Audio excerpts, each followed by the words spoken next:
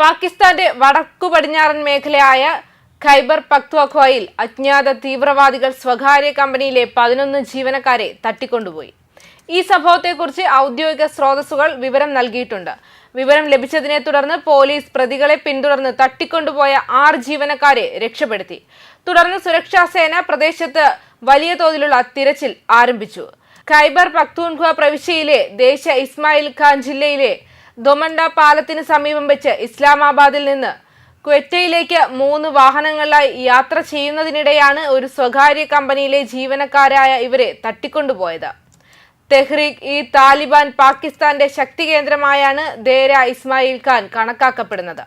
സമീപകാലത്ത് ഇവിടെ തീവ്രവാദ സംഭവങ്ങൾ വർദ്ധിച്ചിട്ടുണ്ട്.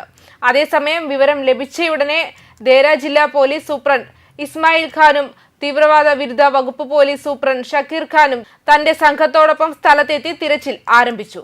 ബാക്കിയുള്ള 5 ബന്ദികളെ മോചിപ്പിക്കാനും പ്രതികളെ അറസ്റ്റ് ചെയ്യാനും നടപടികൾ ആരംഭിച്ചിട്ടുണ്ട്. അതേസമയം തട്ടിക്കൊണ്ടുപോകലിന്റെ ഉത്തരവാദിത്തം ഇതുവരെ ഒരു സംഘടനയും ഏറ്റെടുത്തിട്ടില്ല.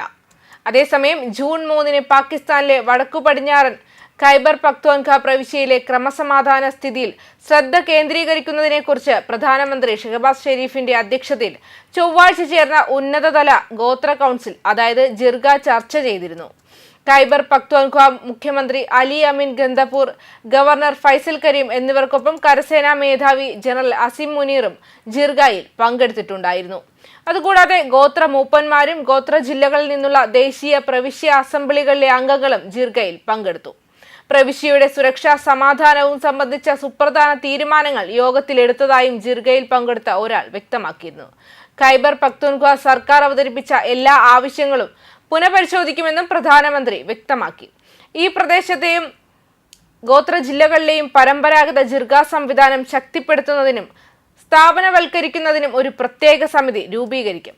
ജലസംഭരണി മാനേജ്മെന്റ് സംബന്ധിച്ച് എല്ലാ പ്രവിശ്യകളിലും ചർച്ച നടക്കും. ശത്രുതാപരമായ ആക്രമണത്തിനെതിരെ രാജ്യം നടത്തിയ ഏകീകൃതവും ഉറച്ചതുമായ പ്രതികരണത്തെ മുഖ്യമന്ത്രി ഗന്ദാപൂർ പ്രശംസിച്ചിട്ടുണ്ട്.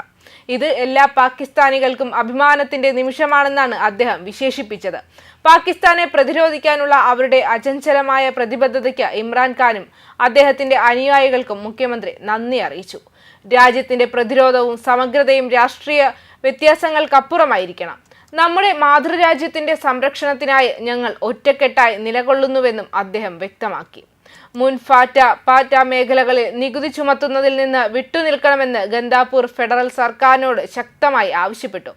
പ്രാദേശിക ജനതയ്ക്ക് അത്തരം ഭാരം വഹിക്കാൻ സാമ്പത്തികമായി കഴിവില്ലെന്നും പ്രസ്താവിച്ചു.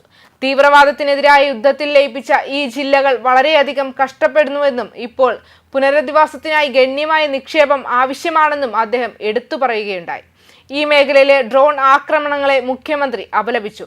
അത്തരം പ്രവർത്തനങ്ങളിൽ നിരപരാധികളുടെ ജീവൻ എപ്പോഴും നഷ്ടപ്പെടുന്നുണ്ടെന്നും ചൂണ്ടിക്കാട്ടി. ഈ ആക്രമണങ്ങൾ ഉടനടി അവസാനിപ്പിക്കണമെന്ന് അദ്ദേഹം ആവശ്യപ്പെട്ടിട്ടുണ്ട്. പ്രാദേശിക തർക്കങ്ങളുടെ ദീർഘകാല പരിഹാരം ഉറപ്പാക്കാൻ ലയിപ്പിച്ച ജില്ലകളിലെ പരമ്പരാഗത ജിർഗ സംവിധാനം പുനരുജ്ജീവിപ്പിക്കണമെന്ന് മുഖ്യമന്ത്രി ആവശ്യപ്പെട്ടിരുന്നു. അയൽ രാജ്യമായ അഫ്ഗാനിസ്ഥാനുമായുള്ള ഏത് ചർച്ചയിലും ഖൈബർ പക്തൂൺഖ്വയെ ഉൾപ്പെടുത്തേണ്ടതിന്റെ ആവശ്യകതയും അദ്ദേഹം എടുത്തു പറയുകയും ചെയ്തു. ന്യൂസ് ഡെസ്ക് കർമ്മ ന്യൂസ്.